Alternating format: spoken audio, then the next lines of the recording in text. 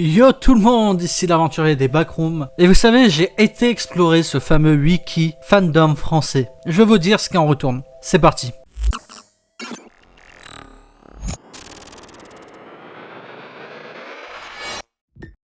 Le wiki fandom français, contrairement à ce qu'on pourrait penser, est bien actif, avec des niveaux d'une qualité discutable, bien plus que les autres niveaux du fandom à vrai dire.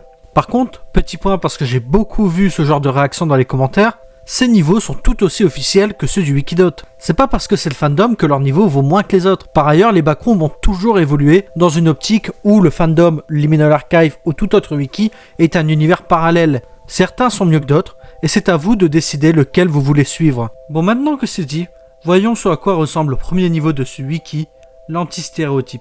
Le niveau 0FR est un ensemble de couloirs générés aléatoirement et ressemble beaucoup au niveau 0 et 1 des backrooms. Les murs sont faits de béton, le sol de pierre lissée, le plafond est fait de bois tellement gris que ça ressemble à du béton avec des lampes qui ne font pas de bruit. La particularité unique du niveau 0FR est que si vous disiez un stéréotype, vous no-clipperez dans le niveau Run for Your Life avec des chaussures en fer foncé de 1240 kg.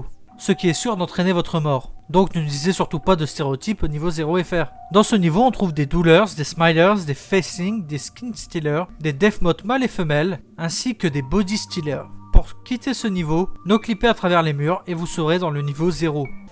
Et oui, comme vous avez pu l'entendre, ce premier niveau est vachement court. Mais donc qui gère ce fameux wiki?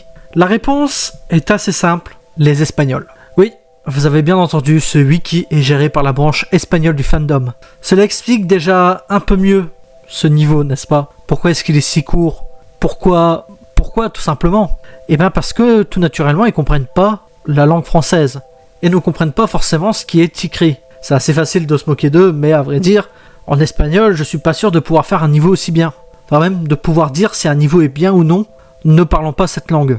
Pour la question, oui, j'ai demandé pourquoi est-ce que le wiki espagnol du fandom s'occupe de la branche française du fandom.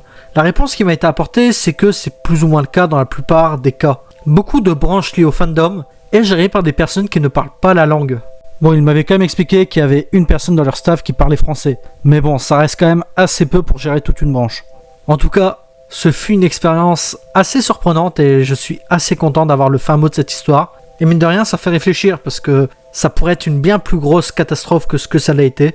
J'ai trouvé ce niveau sympa, mais pas non plus incroyable. Et je vous demanderai à tous en commentaire d'être le plus bienveillant possible. Sur ce, n'hésitez pas à aller regarder ce que ça propose. Si vous voulez que je vous présente d'autres de leur niveau, dites-le moi. Et je vous souhaite à tous une bonne journée. Bye!